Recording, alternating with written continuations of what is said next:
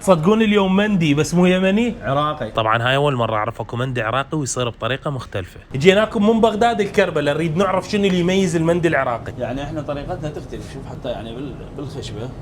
يعني الدجاج يتصفط ويدخل للفرن وهو على عود خشب، التمن يقعد جوا وفوقاه يقعد الدجاج بالعواد الخشب، تنزل المونه مال الدجاج والدهن كلها فوق التمن. الفكره عجبتني حلوه مال المندي العراقي. الطعم يعجبك بعد اكثر.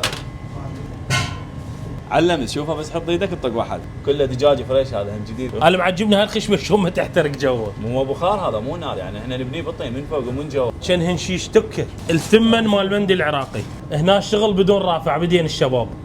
عاشت ايدك، مونة الدجاج كلها نازله فوقها. ايش عجب لونه يختلف عن التمن مال المندي اليمني. هذا طبيعي بس مونة الدجاج بيها. انت هاي شغله اعطيتني اياها بالضمان، قلت لي ايش قد ما تاكل ما تحس كانه ما ماكل مندي ابد شرط، وتقول لي جيب لي بعد تم. هذا ينطبخ بدهن اللحم. الدجاج بدهن الدجاج.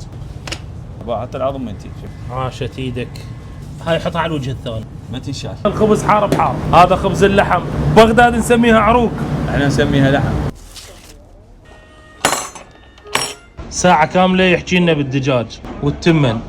خلينا نجربهن، يلا نجرب ونقول بسم الله. صدق عاشت ايدك على التمن والدجاج. انا جاب المطبخ اكلت هواي تمن. شوف لي دجاجته شلون تتفسخ. ناخذ قطعة ليه وقطعة لحم، هذا لازم تمن المندي الاحمر اللي مطبوخ بدهن اللحم. ما رحت.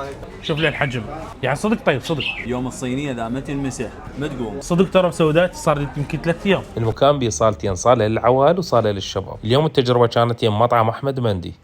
كربلاء حي الحسين، شارع المصلحه مقابل اسواق الدر النصراوي.